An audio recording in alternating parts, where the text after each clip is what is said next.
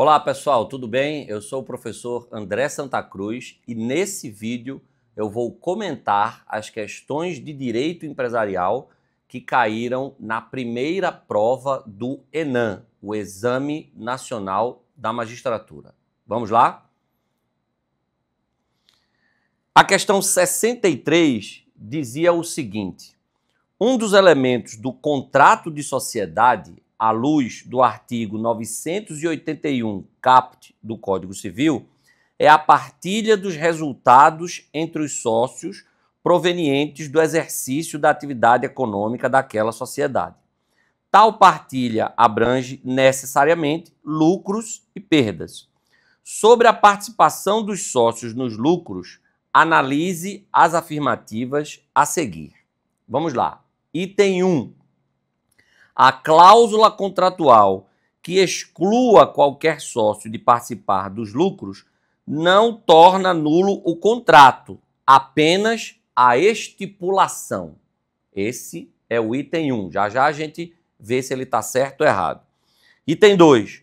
O contrato social pode estipular que o sócio participará dos lucros em proporção diversa das respectivas cotas no capital. Item 2. Agora vamos para o item 3. Admitindo o tipo societário, cuja contribuição consiste em serviços, o sócio participará dos lucros na proporção igual a que for estipulada a favor do sócio de menor participação no capital. Esse foi o item 3. A questão pergunta: está correto o que se afirma em... Vamos lá. O gabarito aqui é letra B, que diz o quê? Estão corretos os itens 1 e 2. Vamos ver por quê. Item 1 diz: a cláusula contratual que exclua qualquer sócio de participar dos lucros não torna nulo o contrato, apenas a estipulação. Está certíssimo, porque isso corresponde exatamente ao que diz o artigo 1008 do Código Civil. O artigo 1008 diz: é nula a estipulação contratual que exclua qualquer sócio de participar dos lucros e das perdas. É o que a gente chama de cláusula leonina, né? O sócio, ele pode até participar dos resultados numa proporção diferente da participação societária dele. É que é exatamente o que diz o item 2, que está certo também. O que não se pode fazer é excluir um sócio de participação nos lucros ou nas perdas. Essa cláusula é nula de pleno direito, de acordo com o artigo 1008 do Código Civil. Agora, o que vai ser nulo aí é a cláusula e não todo o contrato. Não vai contaminar todo o contrato social. O artigo 1008 diz: é nula a estipulação contratual que exclua qualquer sócio de participar dos lucros e das perdas. Beleza? O item 2 também está certo, porque ele corresponde ao que diz a primeira parte do artigo 1007 do Código Civil, que diz o seguinte: salvo estipulação em contrário, o sócio participa dos lucros e das perdas na proporção das respectivas cotas. Essa é a regra. Como regra, o sócio participa dos resultados sociais, né, lucros ou perdas, na proporção das suas respectivas cotas. Agora, é legítimo, é possível que o contrato social estabeleça uma participação desproporcional? A resposta é sim. O início do artigo 1007 deixa isso claro, quando diz: salvo estipulação em contrário. Então, o item 2 aqui está certo. O item 3 é o único que está errado. Vamos ver qual é o erro desse item 3. Ele diz o seguinte, que quando uma sociedade permite a contribuição em serviços, o sócio que contribui em serviços participa nos lucros na proporção igual a que foi estipulada a favor do sócio de menor participação no capital. Está errado. Olha o que é que diz a parte final do artigo 1007. Aquele que tem contribuição em serviços, né, somente participa dos lucros na proporção da média do valor das cotas. Ele não vai participar igual aquele outro sócio que tem a menor participação. A participação é na média do valor das cotas, segundo a parte final do artigo 1007. Então, uma questão até fácil, que cobrou conhecimento de dois dispositivos do Código Civil, artigos 1007 e 1008, né, do Código Civil, e a resposta é letra B, estão corretos os itens 1 e 2 apenas. A gente viu por que eles estão corretos e viu também por que o item 3 está errado. Beleza? Questão fácil até, decorebinha ali daqueles artigos 1007 e 1008 do Código Civil. Questão 64 agora. A Lei Complementar 123, que institui o Estatuto Nacional da Microempresa da Empresa Pequeno Porte, né? Ela dá um tratamento simplificado, privilegiado para microempresas e empresas de pequeno porte, ME e APP. Aí a questão diz, a Lei Complementar 123 instituiu o Estatuto Nacional da Microempresa da Empresa de Pequeno Porte. No bojo desse tratamento simplificado, favorecido e diferenciado para as ME e APP, microempresas e empresas de pequeno porte, está o acesso à justiça. Sobre o princípio do acesso à justiça, analise as afirmativas a seguir. Item 1. É facultado ao empregador de microempresa ou empresa de pequeno porte fazer-se substituir ou representar perante a Justiça do Trabalho por terceiros que conheçam dos fatos, ainda que eles não possuam vínculo trabalhista ou societário. É o que diz o item 1. E isso foi uma mudança que aconteceu há alguns anos na Lei Complementar 123 para permitir que, quando se tratar de microempresa e empresa de pequeno porte, o preposto não precise ser alguém com vínculo empregatício ou societário com a ME ou a EPP, que possa ser alguém apenas que conheça dos fatos, porque muitas vezes o microempresário, a microempresa, a empresa de pequeno porte, não tem condições sequer de mandar lá um preposto sem que isso prejudique o exercício da atividade empresarial, pela pouca quantidade de funcionários e tal. Então, foi uma regra que foi inserida há alguns anos lá na Lei Complementar 123. Então, eu já estou adiantando que o item está certo, né? Mas já eu mostro qual é o dispositivo da Lei Complementar 123 que diz isso. Item 2.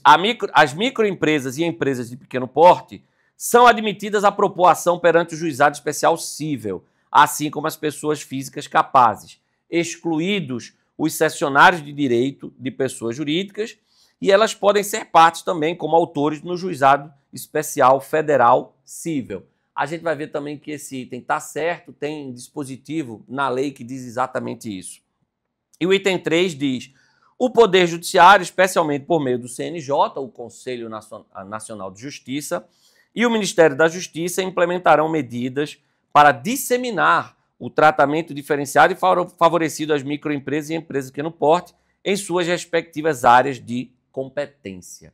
E aí a questão pergunta, quais são os itens corretos? E a resposta é, letra E, todos os 3 itens estão corretos. Aqui uma questão também pura decoreba da lei, são 3 dispositivos que estão lá na Lei Complementar 123. O artigo 54, que corresponde ao item 1, o artigo 74, que corresponde ao item 2, e o artigo 74A, que corresponde ao item 3, tá? Então, 3 dispositivos da Lei Complementar 123 que foram cobrados aqui nessa questão que caiu no primeiro ENAM, o Exame Nacional da Magistratura. O artigo 54 corresponde ao item 1, o artigo 74 corresponde exatamente ao item 2 e o artigo 74A corresponde exatamente ao item 3. Beleza? Então, só fiquem atentos sempre quando forem fazer uma prova do ENAM ou outra prova que cobre direito empresarial, para você sempre dar uma revisada nos conceitos de microempresa e empresa de pequeno porte que estão lá na Lei Complementar 123, né? O empresário individual, a sociedade empresária ou a sociedade simples, que tenha faturamento bruto anual dentro de certos limites, né? Para a microempresa até R$360 mil, para a empresa de pequeno porte acima de 360 mil e até R$4.800.000, tá? Não confundam, não pensem que microempresa, empresa que não porte, são tipos societários. Muita gente faz essa confusão. Não. Né? Um empresário individual pode ser ME ou EPP, uma sociedade limitada, por exemplo, pode ser ME ou EPP, ou até mesmo uma sociedade simples pode ser um ME ou EPP. ME e EPP são qualificações jurídicas que são atribuídas a um empresário individual, a uma sociedade limitada, por exemplo, com base nesse critério de faturamento bruto anual, ok? Então, vamos em frente. Próxima questão, questão 65, que caiu lá no primeiro ENAM, no primeiro Exame Nacional da Magistratura. Helena, em 5 de março de 2024, completou 16 anos e foi emancipada. Agora, almeja ter sua própria fonte de renda, ingressando no ramo de venda de eletrônicos. Nesse cenário, acerca da capacidade de Helena para exercer a atividade empresária, na verdade, o correto é a atividade empresarial, né? A atividade não é empresária, a atividade é empresarial, tá? Mas, enfim, não vamos brigar com a questão por causa disso. Só uma pequena observação. Assinale a afirmativa correta. Letra A. Helena poderá exercer a atividade empresarial, pois está em pleno gozo da capacidade civil. Essa é a alternativa correta, já adianto para vocês. A alternativa correta é a letra A. Por quê? Porque a emancipação é uma antecipação da capacidade. Se Helena foi emancipada, ela é capaz. E se ela é capaz, portanto, ela tem possibilidade, ela pode ser empresária. Ela pode ser empresária individual. Então, Helena poderá exercer atividade empresarial em seu nome, na condição de empresária individual. Por quê? Porque está em pleno gozo da capacidade civil, já que o enunciado diz, logo no início, que ela foi emancipada. E a emancipação, a gente sabe, é a antecipação da capacidade. Então, todas as outras alternativas estão erradas. Vamos ver. Letra B. Helena não poderá exercer atividade empresarial, porque sua idade não permite o exercício de administração da empresa. Em princípio, sim, não fosse o fato de ela ter sido emancipada, né? Então, ela pode até ter 16 anos, não atingiu ainda a maioridade, mas houve uma antecipação da capacidade pela emancipação. Letra C.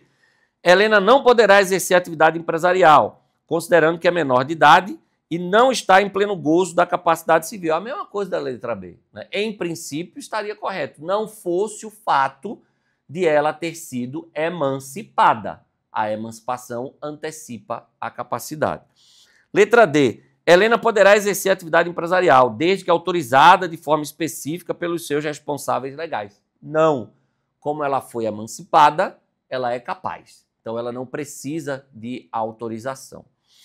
Helena não poderá exercer atividade empresarial de forma independente, mas poderá exercê-la desde que devidamente assistida por seus representantes legais. Mesmo problema da letra D. Como ela foi emancipada, ela é capaz e, portanto, ela não precisa de autorização nem de ser assistida ou representada, porque a emancipação antecipou a sua capacidade. Beleza? Então, questão sobre empresário individual, sobre a possibilidade, sobre os requisitos, né, para exercício da empresa, exercício da atividade empresarial individualmente, e a resposta aqui é letra A.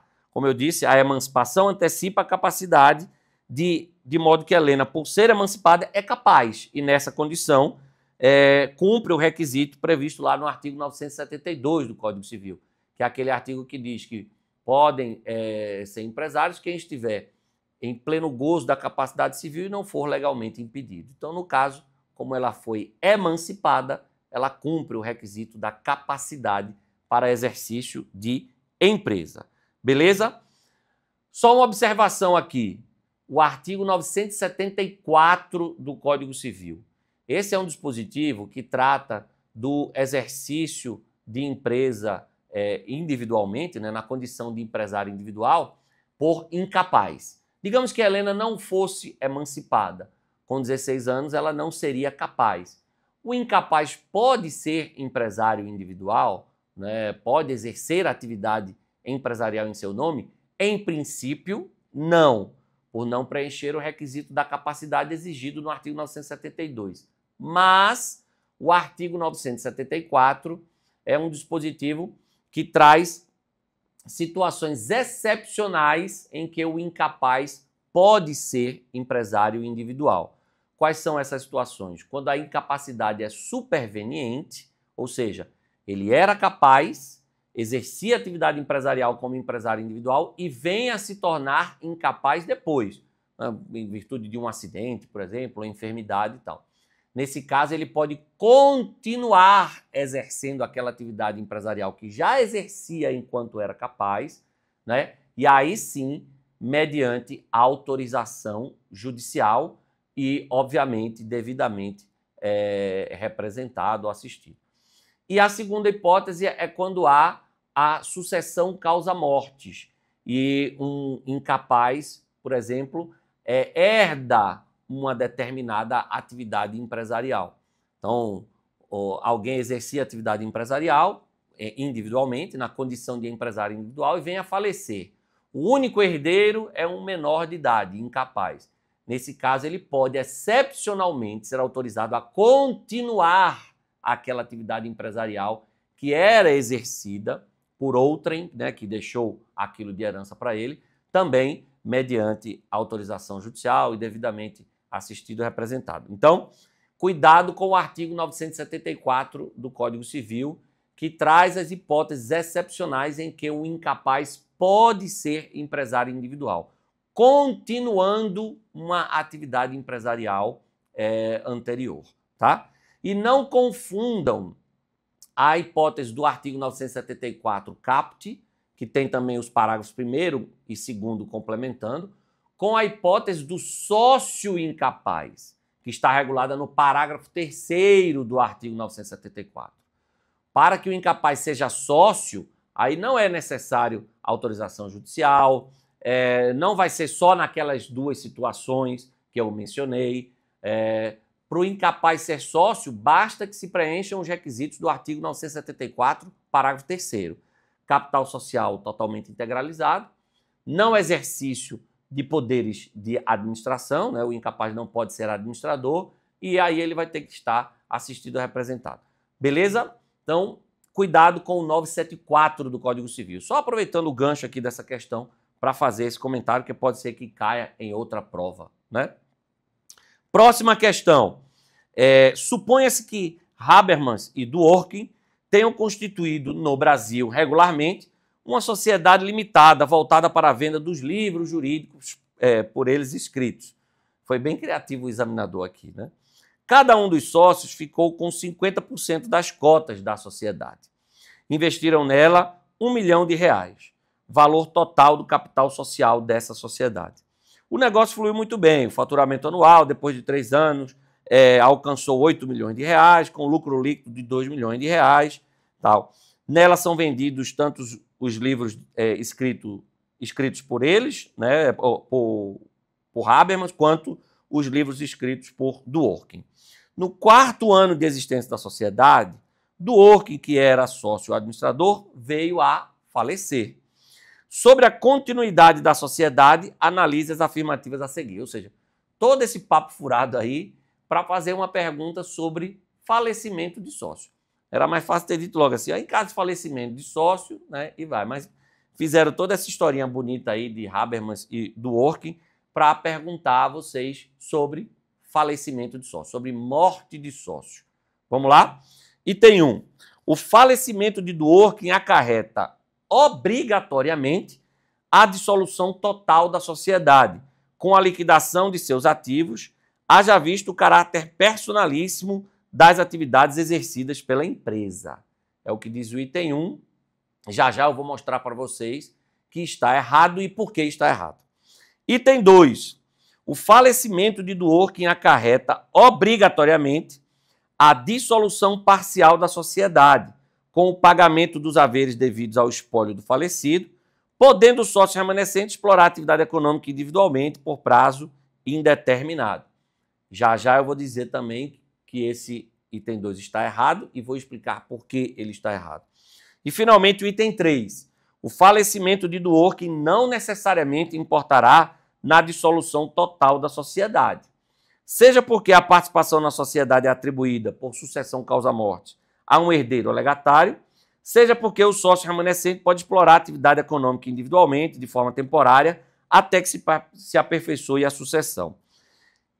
Esse item 3, ele também está errado. Inicialmente, a banca deu como gabarito letra C, que seria apenas o item 3 correto. Mas depois, eu na época, até comentei essas questões publicamente, falei que eu entendia que essa questão deveria ser anulada, porque o item 3 está mal formulado, e a gente pode até dizer que tem um erro aí no final mesmo, e essa questão acabou sendo anulada. Mas eu vou aproveitar para comentar e explicar como é que o Código Civil disciplina a morte de sócio, né? Então vamos lá. A morte de sócio, e eu vou explicar também por que os 3 itens estão errados. A morte de sócio está prevista no artigo 1028 do Código Civil. E o artigo 1028 diz o seguinte, que, em princípio, quando há a morte de um sócio, a consequência jurídica é a liquidação das cotas titularizadas por aquele sócio que morreu, ou seja, a dissolução parcial da sociedade. As cotas dele serão liquidadas, vai haver a apuração dos respectivos haveres e o valor que eventualmente se apurar, se houver, né, se for positivo, se a apuração de haveres resultar em saldo positivo, aí esse valor vai para o espólio, beleza? E aí os herdeiros receberão conforme a partilha que será determinada lá no inventário lá. Beleza. Então, a regra é, morreu sócio, liquidação das respectivas cotas, com a consequente dissolução parcial da sociedade, apuração de haveres e pagamento desses haveres ao espólio. Beleza. Mas o próprio artigo 1028 diz: o contrato social pode dispor de forma diferente, estabelecendo, por exemplo, que os herdeiros vão ingressar na sociedade no lugar do sócio falecido. Então, nesse caso, não vai haver liquidação das cotas. As cotas apenas mudarão de titular. O Código Civil também diz que os sócios remanescentes podem optar pela dissolução total da sociedade. Imagine que o sócio que morreu era um sócio que tinha 90% do capital social, era o sócio administrador, os outros sócios eram meros investidores que não têm interesse nem condições de continuar aquela atividade empresarial. Então, eles vão optar pela dissolução total da sociedade. Beleza. E pode até também acontecer de aquelas cotas serem, se os sócios remanescentes assim aceitarem, e os sucessores do sócio falecido assim quiserem, eles podem negociar essas cotas com terceiros e terceiros podem ingressar na sociedade no lugar do sócio falecido. Nesse caso, também não haverá liquidação das cotas, ou seja, não haverá dissolução parcial, as cotas também só mudarão de titularidade, beleza? Não vai haver apuração de haveres nem nada. Os herdeiros vão entrar em um acordo ali sobre o preço daquelas cotas, vão vender as cotas para um terceiro, o terceiro vai entrar na sociedade. Repito, desde que, óbvio, também os remanescentes aceitem.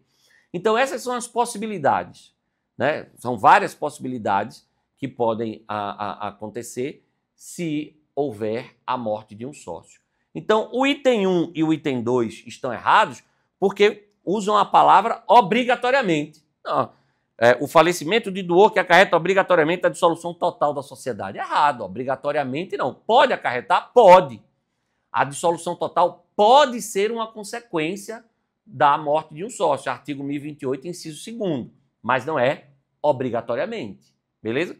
É o mesmo erro do item 2, ao dizer que o falecimento de quem acarreta obrigatoriamente a dissolução parcial da sociedade, lá com a liquidação. Não. Essa é uma possibilidade, né? O caput do artigo 1028. Liquidação das cotas com a respectiva dissolução parcial da sociedade, apuração e pagamento de haveres lá para o espólio. Mas não é obrigatoriamente. Pode acontecer a dissolução total. Pode não acontecer nem dissolução parcial, nem dissolução total, como eu já expliquei. Então, o erro do item 1 e o erro do item 2 é o mesmo. É usar essa expressão obrigatoriamente, tá? E qual é o erro do item 3? que na época eu apontei e até disse, eu acho que essa questão deve ser anulada tal, e realmente foi.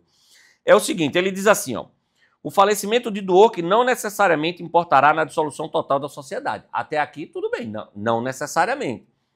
Seja porque a participação na sociedade é atribuída por sucessão causa-morte a um herdeiro, aqui já teria um errinho, que não é que ela é atribuída, ela pode ser atribuída, né? Ela pode ser atribuída, né?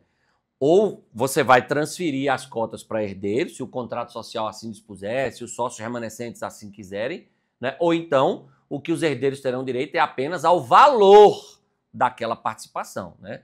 Vai liquidar as cotas, apurar os haveres e pagar os haveres lá ao espólio. Seja porque o sócio remanescente pode explorar a atividade econômica individualmente, de forma temporária, até que se aperfeiçoe a sucessão. Aqui está o erro principal desse item, porque é o seguinte, quando ele fala o sócio remanescente pode explorar a atividade econômica individualmente, de forma temporária, até que se aperfeiçoe a sucessão, não. Hoje já se admite a sociedade limitada unipessoal, a sociedade limitada com apenas um sócio. E veja, o anunciado diz que eles constituíram a limitada. Então, se Dworkin morreu, Habermas pode continuar na sociedade sozinho, e não é temporariamente, até que se aperfeiçoe a sucessão. Esse é o erro do item 3 ali na parte final. E foi o que eu disse na época, tá? Como eu disse, não está totalmente errado, mas está mal redigido, né? E a gente pode até dizer que essa parte final aí configura um erro mesmo. E por isso essa questão foi anulada. Mas foi importante a gente comentá-la, porque agora vocês sabem qual é o tratamento que o Código Civil dá para o caso de morte de sócio. Beleza? Esse tratamento está previsto lá no artigo 1028 do Código Civil. Vamos lá, vamos para a próxima então. Foi decretada a falência do Grupo Econômico XPTO e o administrador judicial nomeado, exercendo lá o seu muno, sua função, ajuizou o incidente de desconsideração da personalidade jurídica, após identificar inconsistências na contabilidade das falidas. A respeito da desconsideração da personalidade jurídica, assinale a afirmativa correta. Então vamos lá, é possível determinar a desconsideração da personalidade jurídica de uma sociedade falida lá no bojo do processo falimentar? Sim, é possível, é comum até, eu diria, e você tem que ajuizar o incidente de desconsideração da personalidade jurídica, que está lá previsto e disciplinado nos artigos 133 a 137 do CPC, né? Essa previsão de desconsideração da personalidade jurídica de sociedade falida e que determina, inclusive, a aplicação das regras do incidente de desconsideração da personalidade jurídica lá do CPC, isso está na Lei 11.101/2005, que é a Lei de Falência e Recuperação de Empresas, no artigo 82A. Já eu mostro aqui para vocês, beleza? Mas vamos lá, vamos ver as alternativas e ver qual é a correta. Letra A. A mera existência de grupo econômico enseja a desconsideração da personalidade jurídica. Tá certo isso, pessoal? Não. Tá errado. A mera existência de grupo econômico não enseja a desconsideração da personalidade jurídica. É necessário que esteja caracterizado o abuso de personalidade jurídica por desvio de finalidade ou confusão patrimonial, né? É o que diz o artigo 50 do Código Civil, parágrafo 4º. A mera existência de grupo econômico, sem a presença dos requisitos de que trata o caput desse artigo, que requisitos são esses? Abuso de personalidade jurídica caracterizado por desvio de finalidade ou confusão patrimonial, né, não autoriza a desconsideração da personalidade jurídica. Então, a letra A está errada, contraria o parágrafo 4º do artigo 50 do Código Civil. Letra B. A mera identificação de inconsistências na contabilidade das falidas enseja a desconsideração da personalidade jurídica. Não. Né? Problemas contábeis, inconsistências na contabilidade não configuram um motivo para a desconsideração da personalidade jurídica. Por meio da análise da contabilidade dessas inconsistências, pode ser que você consiga identificar uma confusão patrimonial. E aí sim, a confusão patrimonial vai ser motivo para a desconsideração. Mas a mera identificação de inconsistências, não. Dizer assim, simplesmente porque tem ali inconsistências contábeis, isso não é suficiente para a desconsideração da personalidade jurídica, não tem nenhum dispositivo legal que diga isso. Beleza? Letra C. A desconsideração da personalidade jurídica é cabível quando não forem localizados ativos para pagamento dos credores. Não, essa não é a regra, principalmente se a gente está falando de direito empresarial, principalmente se a gente está falando de uma sociedade falida aqui. Você podia até dizer assim, André, mas não tem aquela chamada teoria menor da desconsideração que está prevista lá no parágrafo 5º do Código de Defesa, do artigo 28 do Código de Defesa do Consumidor, né, que diz que o mero prejuízo do credor, né, é suficiente para a desconsideração da personalidade jurídica, né, quando a pessoa jurídica for de alguma forma, de qualquer forma, obstáculo ao ressarcimento de prejuízos causados aos consumidores, né, o que diz lá o parágrafo 5º do artigo 28. E aí tem toda aquela construção sobre a tal da teoria menor da desconsideração da personalidade jurídica, que autoriza a desconsideração simplesmente porque você não conseguiu encontrar bens lá da sociedade e tal. Mas aqui a gente está falando de direito empresarial. E quando a gente fala de direito empresarial, aqui é uma prova de direito empresarial, a questão está falando de uma sociedade falida, né? Então aqui é direito empresarial. Quando a gente fala de direito empresarial, a gente vai para o artigo 50 do Código Civil, tá? A regra para o direito empresarial, quando se trata de desconsideração da personalidade jurídica, é o artigo 50, que representa o que se convencionou chamar de teoria maior, né, da desconsideração. Eu nem gosto dessas expressões mais, porque essas expressões elas foram criadas há muito tempo pelo professor Fábio Lhoa Coelho. E ele mesmo abandonou o uso dessas expressões. E disse, numa das edições do livro dele, quando ele decide abandonar, ele diz, não vou mais usar essas expressões e me arrependi até de ter criado, porque não entenderam o que eu quis dizer, então utilizando essas expressões de forma diferente do que eu queria dizer, então ele mesmo abandonou. Mas é algo consagrado, tá? Se você for pesquisar a teoria maior, teoria menor, na doutrina e na jurisprudência, você vai encontrar muita coisa até hoje. Apesar de o criador das expressões tê-las abandonado e ter dito que se arrependeu de tê-las criado, tá? Mas, enfim, o artigo 50 é o que se convencionou chamar de teoria maior. Então, quando é direito empresarial, é artigo 50. E a desconsideração da personalidade jurídica, segundo o artigo 50, não é cabível quando não forem localizados ativos para pagamento de credores, tá? Então, a letra C, obviamente, está errada. Pelo artigo 50, você só pode ter desconsideração quando há abuso de personalidade jurídica caracterizado por desvio de finalidade ou por confusão patrimonial. Letra D. A falência da empresa caracteriza por si só exercício abusivo e ilícito da atividade empresarial e dá ensejo à desconsideração da personalidade jurídica. Não, claro que não. Muitas vezes a falência não decorre de nenhuma ilicitude, de nenhuma irregularidade. Se fosse assim, toda falência, pela letra D, toda falência acarretaria necessariamente a desconsideração da personalidade jurídica. E não é isso que acontece, nem é o que deve acontecer, tá? A sociedade falida pode ter a sua personalidade jurídica desconsiderada, mas para que isso aconteça, vou mostrar a vocês já o artigo 82A da própria lei de falências diz que é preciso que estejam presentes os requisitos do artigo 50 e é preciso que se instaure um incidente lá do CPC, dos artigos 133 a 137 do CPC. Só nos resta, então, a alternativa E, que diz: a desconsideração da personalidade jurídica poderá ser decretada caso fique caracterizada a ausência de separação de fato entre o patrimônio das sociedades e o dos seus sócios, que é a tal da confusão patrimonial.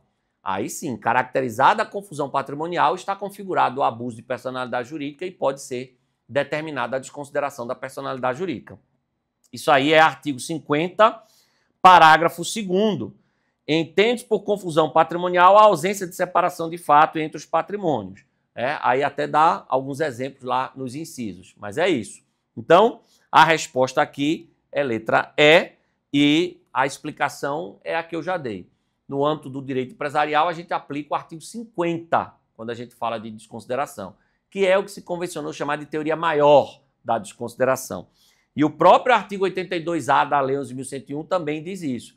Diz que você tem que aplicar o artigo 50 para eventual caso de desconsideração da personalidade jurídica com o ajuizamento do incidente de desconsideração da personalidade jurídica, do IDPJ, que está regulado lá no CPC, artigos 133 a 137. Então é isso, a gente viu por que as alternativas A, B, C e D estão erradas e a gente viu por que a alternativa E é a alternativa correta. Beleza? Então, sempre lembrem de estudar o artigo 50 do Código Civil, que trata da desconsideração da personalidade jurídica, tá bom? Porque é um dispositivo que cai muito em prova. Ah, André, basta ler o artigo 50? Não, tem muita jurisprudência hoje, tá? Sobre desconsideração da personalidade jurídica do STJ, né? Então, é sempre bom dar uma acompanhada também na jurisprudência do Superior Tribunal de Justiça sobre esse tema. E aí, a última questão de direito empresarial, lá do primeiro ENAM, do primeiro Exame Nacional da Magistratura, foi uma questão sobre proteção de dados, né? E aí uma questão que surpreendeu muita gente e que acabou cobrando uma jurisprudência do STJ, né? Um precedente lá do STJ recente que tinha tratado desse tema e queria saber se o candidato conhecia aquele julgado lá do STJ. Uma sociedade empresária de telefonia sofreu ataque cibernético que levou ao vazamento dos dados pessoais de todos os seus usuários. Posteriormente, diversos usuários acionaram o judiciário, requerendo a condenação da sociedade empresária e o pagamento de danos morais, com base na alegação de que estavam sendo importunados com ligações de empresas de telemarketing após o vazamento dos seus dados. De acordo com o entendimento do STJ quanto ao tema, analisa as afirmativas a seguir. Aí tem o vazamento de dados pessoais não tem um condão por si só de gerar dano moral indenizável, sendo necessária prova efetiva do dano ocorrido. E tem 2. O vazamento de dados pessoais gera para o prejudicado direito à indenização, uma vez que o dano moral em tais casos é presumido, podendo a empresa de telefonia fazer prova de que não houve prejuízo ao titular dos dados expostos. Veja, se o item 1 estiver certo, o item 2 tem que estar errado, né? Eles não se compatibilizam. Então, vamos ver já. O item 3, o vazamento de qualquer tipo de dado sem autorização do usuário configura a violação dos direitos à intimidade e à privacidade e enseja a condenação ao pagamento de danos morais. Está mais alinhado com o item 2. Então, ou o item 1 está certo e os itens 2 e 3 estão errados, ou o contrário. Então, vamos lá. Olha o que é que o STJ decidiu no ARESP 2130619, que saiu, inclusive, no informativo 766 do STJ. O vazamento de dados pessoais não gera dano moral presumido. Portanto, a resposta é letra A, apenas o item 1 está correto. Beleza? Então, foi uma questão que cobrou conhecimento aí de um julgado recente do STJ que saiu no informativo 766. Vazamento de dados pessoais não gera dano moral presumido. É preciso demonstrar a ocorrência efetiva de dano para que haja aí o direito a uma eventual indenização. Beleza, pessoal? Então, essas foram as questões de direito empresarial do primeiro ENAM, do primeiro Exame Nacional da Magistratura. Eu espero que vocês tenham gostado aí desse vídeo com os comentários a essas questões e convido todos vocês a conhecerem o meu curso Direito Empresarial em 10 dias. É um curso em que eu ensino em apenas 10 aulas todo o conteúdo fundamental do direito empresarial, para que você se sinta apto a fazer qualquer prova de concurso público que cobre essa matéria, que cobre o direito empresarial. É isso, um grande abraço, fiquem com Deus e até o próximo vídeo.